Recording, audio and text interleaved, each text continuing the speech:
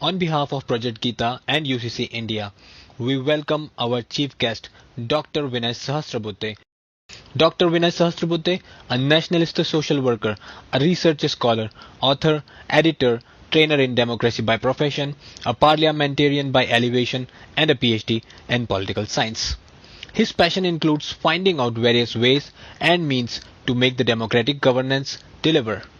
Presently, Dr. Sahasrabhuddhe holds respectable positions as Chairman of Parliamentary Standing Committee for HRD, President at Indian Council for Cultural Relations ICCR, India's soft power promotion establishment.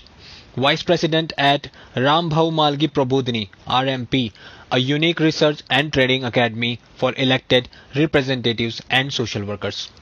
Dr. Vinay Sahasrabhuddhe received accolades for his myriad contribution as author of famous book Innovation Republic. It's a great pleasure to welcome a distinguished, noble and admirable personality as our guest of honor today. I invite Dr. Vinay Sahasrabhuddhe to share his thoughts with all of us.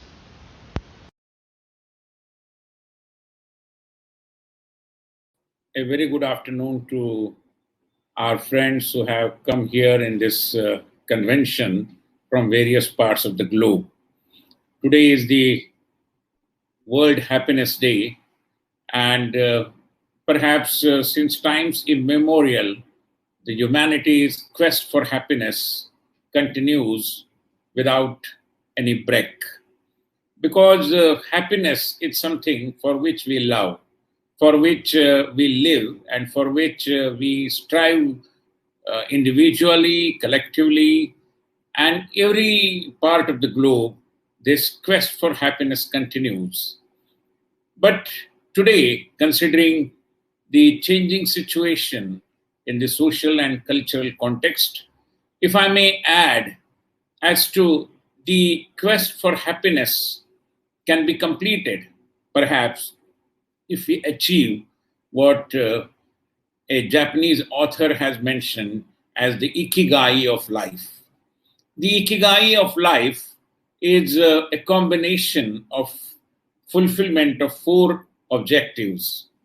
It brings together your passion, your vocation, your profession, and also your mission.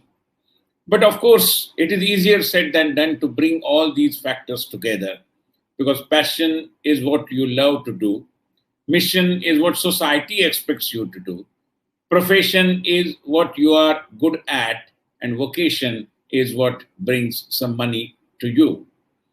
And therefore, to achieve this ikigai, if I look back, I believe in the changing circumstances, the global community requires to perhaps effectively deal with four important crises that are afflicting the humanity, that are afflicting our collective life, our family life, and also our individual personal life.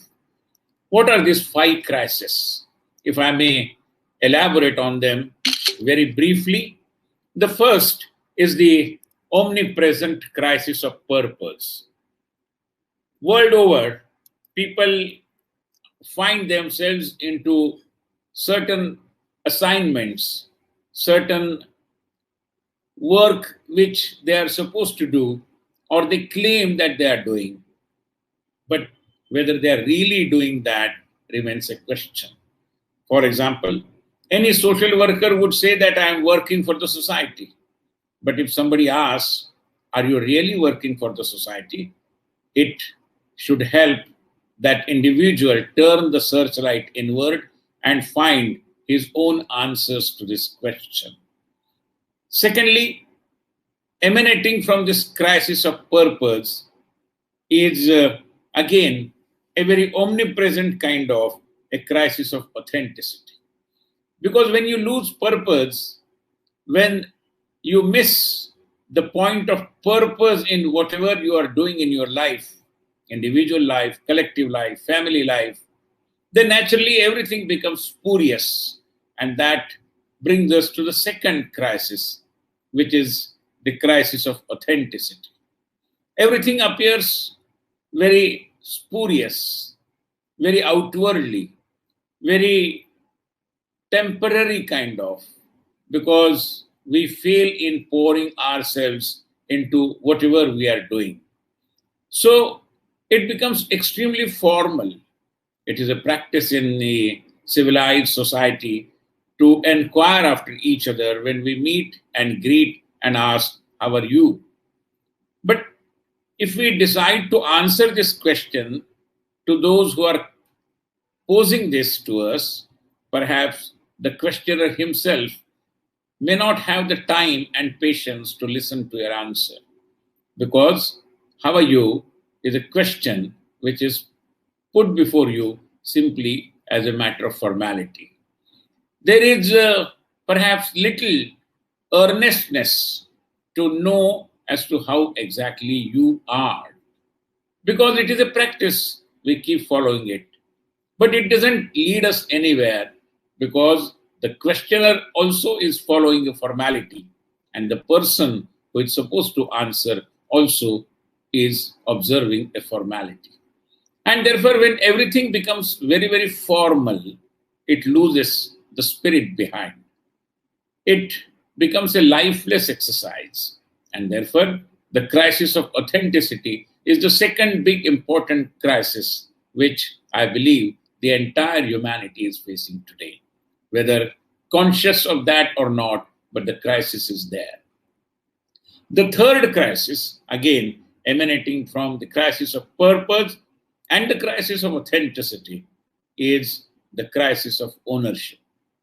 Normally, it so happens that as an individual, everybody is after taking ownership of properties, of houses, of various things, including vehicles, so on and so forth. But we refrain from taking the ownership of our own society, taking the ownership of Mother Nature, taking the ownership of the environment in which we live, because that is something which is, again, very difficult. And therefore, when we don't take ownership, naturally, we don't consider ourselves responsible, whether it is environmental degradation, whether it is social and cultural degeneration, or any such issue. We normally enjoy pointing fingers to others without taking the responsibility. In whatever situation we may find ourselves, after all, the situation is also the creation of all of us. There may be certain omissions or commissions because of which we find ourselves in a particular state of affairs. But we very happily forget our own role, our own responsibility, and therefore we refuse to take the ownership. I believe ownership is the third important element about which we have to be very conscious. And without that, the humanity is staring at a crisis of ownership. Arising out of this crisis of ownership is the crisis of relationship. Because, as we observe, the relationship breakdown, again, like God, is becoming omnipresent. Relationships are not as ideally shaped as they should be within the four walls of our houses, within our families, within our communities, within our localities, and perhaps within the society and within the country as well. We cannot relate with each other because, as I said, we don't know each other. We don't take ownership of each other. We are not genuine in our efforts to establish the relationship. And again, because there is no clear-cut, well-laid down purpose behind whatever we do or whatever we don't do. And therefore, the crisis of relationship, again, it's something which is posing several challenges before the entire humanity. If we deal with all these crises one by one, I believe we will be able to move closer to attaining something called as eternal bliss, And the quest for happiness may perhaps lead us to some place at least. And therefore, the chain of these crises, which starts with a crisis of purpose, I believe the key to our happiness lies there. Leading a purposeful life, it's something which is very, very critical. And if we really try to do that, I'm sure it will provide us answers to all other three crises as well. Because when there is a purpose and the sense of purpose is very robustly manifested in our activities, in our conduct of personal and social duties, then we may be able to overcome the crisis of authenticity. We may be able to overcome the crisis of ownership and also deal effectively with the crisis of relationship. This, as a person who is socially conscious and who is a student of social science, I believe, is the root cause behind our so far unending quest for happiness. Have a nice World Happiness Day. Thank you very much.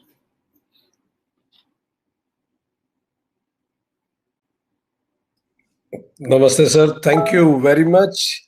Our heartfelt gratitude for your time, and we loved the way you mentioned about developing ikigai of life and dealing with the four crisis of purpose, crisis of authenticity, ownership, and relationship. I'm sure that whole world is watching what things that you narrated. We all will be highly benefited. Thank you very much for your time again, sir, and keep blessing us with your guidance. And on behalf of all our global audience, we are having audience from all 6 continents of the world. I would like to inform you, sir, that in this event, African Spiritual Council is also a partner. In this event, European Yoga Federation is also partnering.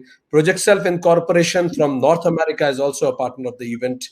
And Project Self Incorporation Bharat is also a partner of the event. So all 6 continents are partnering together to make this World Day of Happiness happen. Thank you very much, sir, for being here with us, sir. Pleasure. Dhanyavad. Thank you very much, Dr. Thank you, sir. Regards. We thank Dr. Vinay Sahasrabhuddhe ji. We are honored, sir, to receive your visionary, insightful and motivating thoughts which will encourage us throughout the endeavor.